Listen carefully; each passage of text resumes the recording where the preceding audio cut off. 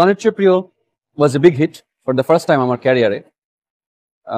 এই মুহূর্তে আমি শ্রদ্ধার সাথে স্মরণ করতে চাই মোহাম্মদ হান্নান ভাইকে, আমির হোসেন বাবু ভাইকে, যারা আজকে আমাদের মাঝে নেই।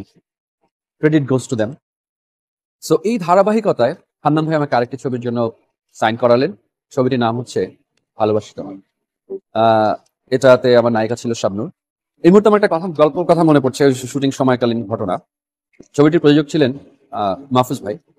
মাহফুজ ভাইয়ের তখন একটি চমৎকার লাল পাজেরো গাড়ি ছিল। সো গাড়িটা আমার বাবার গাড়ি হিসাবে বা আমার গাড়ি হিসাবে ইউজ হচ্ছিল। তো আমরা শুটিং করছি, সেটে গাড়িটা এসে রাখা।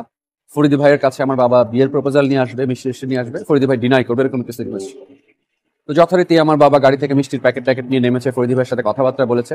তো একটা শর্ট ছিল, ফরিদি ভাই মিষ্টির প্যাকেটটি ছুঁড়ে মারবে এবং বিয়ের প্রপোজালটা ডিনাই করবে। সো যথারীতি ক্যামেরা চালু হলো, ক্যামেরা রোল করছে। হান্নান ভাই বললেন অ্যাকশন, ফরিদি ভাই ডায়লগ বললেন। বলার পরে মিষ্টির প্যাকেটটা নিয়ে অনেক জোরে ছুঁড়ে মারলেন। মিষ্টির প্যাকেট উঠতে উঠতে গিয়ে পড়লো সেই লাল পাজেরো গাড়ির উইন্ডশিল্ডে। অদ্ভুত ব্যাপার, মিষ্টির প্যাকেট উইন্ডশিল্ডে পড়ার সাথে সাথে গাড়ির উইন্ডশিল্ড ভেঙে কুচি কুচি। আমরা হঠাৎ করে একদম কিং কর্তব্য বেমুর, পুরো সেট পিন ড্রপ সাইলেন্ট। কি হলো? মিষ্টির প্যাকেট পড়ে গাড়ির গ্লাস ভেঙে গেল, এত শক্ত গ্লাস। প্রযোজক হতাশ ভাবে তাকিয়ে আছে। আমরা দৌড়ে গেলাম, দেখা গেল প্রোডাকশন ক্রু মিষ্টির প্যাকেটের মধ্যে একটি পুরো ইট ভরে দিয়েছিল, যেন প্যাকেটটি ফোলা থাকে এবং ওয়েটটা ফিল হয়। তো যাই হোক, আমরা কিছুক্ষণ পরে বললাম যে যদি কোনো কিছু ভাঙে ছবি হিট হয়। এটা একটা আমাদের সেইং আছে এফডিসিতে, যে ভাঙলে ছবি হিট। তো জানি না গ্লাস ভাঙার কারণে কিনা সেই ছবিটিও সুপার হিট হয়েছিল ওই সময়। এবং খুব চমৎকার একটি গান ছিল ওই ছবিতে, অনেক সাধনার পরে আমি পেলাম তোমার। এরপরে আমি শুটিং করলাম মোহাম্মদ হান্নান ভাইয়ের আরেকটি ছবি বিদ্রোহ চারিদিকে, পপির সাথে। পপি তখন আকাশেতে লক্ষ্য তারা, চাঁদ শুধু একটাই রে, সে একটি চাঁদ পপি। প্রথম পপির সাথে কাজ। ভেরি হার্ড ওয়ার্কিং মেয়ে ছিল পপি, এখনো আছে।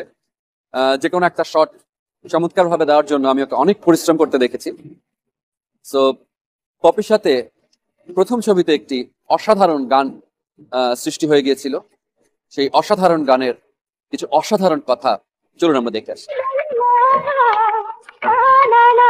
আরেকটি ছবির কথা এই মুহূর্তে মনে পড়ছে, সেটি ছিল আরেকজন নতুন পরিচালকের ছবি, প্রেমের তাজমহল। প্রেমের তাজমহল ছবিটির পরিচালক ছিল গাজী মাহবুব। আমরা টিম হিসাবে কাজ করেছিলাম। আমার এই মুহূর্তে মনে পড়ছে যে এমন হয়েছে যে আমাদের একটি সংলাপ পছন্দ হয়নি, একটি সিকোয়েন্স পছন্দ হয়নি, সেট রেডি, শুটিং এর সবার শিডিউল নেওয়া হয়েছে, কিন্তু পরিচালকের সাথে কথা বলে আমরা বললাম যে ঠিক আছে, এটা আরেকটু রিসার্চ করতে হবে, এটা নতুন করে লিখতে হবে। সো আপনাকে সেটটা ভেঙে ফেলেন। প্রযোজক কোনো কথা চিন্তা না করে বলে ঠিক আছে। সবাই যখন বলেছে আমি সেট ভেঙে ফেললাম। সেট ভাঙা হলো, নতুন করে সংলাপ লেখা হলো, নতুন করে সিকোয়েন্সটি লেখা হলো। আমরা সেই সিকোয়েন্সটি আবার অন্য একটি সেট বানিয়ে শুট করলাম। সো এভাবে যখন আমরা টিম হিসাবে কাজ করেছিলাম, সো সে কারণেই আমার মনে হয় যে প্রেমের তাজমহলের মতো একটি সুপার ডুপার হিট ছবি শাবনূর রিয়াজের জন্ম হয়েছিল, এবং যার একটি অসাধারণ গান, এবং সে গানটিও জাতীয় চলচ্চিত্র পুরস্কার পেয়েছিল, এই বুকে বইছে যমুনা। প্রেমের তাজমহল ওই সময় রিয়াজ শাবনূর জুটির একটা হিট ছবি ছিল, এবং রিয়াজ শাবনূর জুটি তখন আমরা আসলে একটা প্রেমের তাজমহলের মতো মনে হয় তৈরি করেছিলাম দর্শকদের মনে। কিন্তু কিছুদিন যেতে না যেতেই এই জুটিটার কবলে নেমে আসে কাইন্ড অফ কেমন যেন একটু ঝামেলা হয়ে যায়। তখন আমি একটি ছবি করি পূর্ণিমার সাথে। পূর্ণিমার সাথে আগে আমি বেশ কয়েকটা ছবি করেছিলাম। ছবিটা হচ্ছে মনের মাঝে তুমি। সো এই মনের মাঝে তুমি ছবির শুটিংটা আমরা মেজর পোর্শন শুট করেছিলাম হায়দ্রাবাদে। মতিউর রহমান পানু ভাই ছিলেন ছবিটির পরিচালক, এবং এটিও একটি অসম্ভব সুন্দর প্রেমের ছবি ছিল। এবং মনের মাঝে তুমি ছবির প্রত্যেকটি গান অনেক চমৎকার ছিল, লোকেশন গুলো অনেক সুন্দর ছিল, এবং পিকচারাইজেশন, কোরিওগ্রাফি আমাদেরকে অনেক কষ্ট করতে হয়েছে। আমরা অনেক কষ্ট করেছি, প্রায় টানা 3 দিন ধরে রিহার্সেল করেছি শুট করার আগে। খুব স্ট্রং একটা ডিসিপ্লিন এবং খুব চমৎকার একটা ইউনিট, আমরা বিদেশি একটা ইউনিটের সাথে কাজ করেছিলাম, এবং খুব চমৎকার একটি ইউনিট ছিল। এবং আমার মনে হয় যে একটি ভালো সিনেমা বানানোর জন্য একটি ভালো ইউনিট খুবই এসেনশিয়াল একটা ব্যাপার। ইউনিটটা যদি ভালো হয়, সিনেমাটা অবশ্যই হিট হওয়া উচিত। মনের মাঝে তুমি, মনের মাঝে তুমি। বর্তমানে ভালো কাজ হচ্ছে, অনেকেই ভালো কাজ করছে, ভেরি অ্যাপ্রিসিয়েবল। অনেক নতুন ছেলেপেলেরা কাজ করছে, সুন্দর সুন্দর কাজ করছে। তো সেই ধারাবাহিকতায় ইসহাক অলিকের দ্বিতীয় ছবি হৃদয়ের কথার পরে একটি ছবি আমরা করেছিলাম, আকাশ ছোঁয়া ভালোবাসা।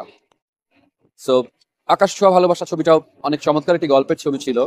আর ওই ছবির একটি গানের কথা এই মুহূর্তে মনে পড়ছে, যে কথাটা আমি আসলে আপনাদেরকে বলতে চাই, কারণ আপনাদের ভালোবাসার জন্য আমি রিয়াজ হয়েছি। So I am grateful to you all. So আমি আপনাদেরকে বলতে চাই, পৃথিবীর যত সুখ, যত ভালোবাসা, যা কিছু আছে সব আপনাদের জন্য, আপনাদের পৃথিবীর যত সুখ, মানে আকাশ ছোঁয়া ভালোবাসা ছবিটা ছিল এসহাক অলিকের দ্বিতীয় ছবি। আর প্রথম ছবিটি ছিল হৃদয়ের কথা। তখন চারিদিকে ছিল অস্থিরতার জ্বর। ঠিক ওই সময় আমার ইচ্ছা হলো একটি নিটল প্রেমের ছবি তৈরি করি, একজন নতুন পরিচালককে দিয়ে ছবিটি তৈরি করি, এবং সেই পরিচালকটি ছিলেন এসহাক অলি। আমরা প্রতীক প্রোডাকশন থেকে সেই ছবিটি তৈরি করেছিলাম, হৃদয়ের কথা ছবিটি। এবং আমার তখন একটা ইচ্ছা ছিল যে নর্মালি আমরা গাড়িতে বাংলা ছবির গান বাজাতাম না। সো আমার চাওয়া ছিল যেন প্রত্যেকটি গাড়িতে, বাড়িতে এবং মডার্ন যারা আমরা নিজেদেরকে দাবি করি তারা যেন এই ছবির গানটি শোনে, এবং একটি অসাধারণ গান তৈরি হয়েছিল।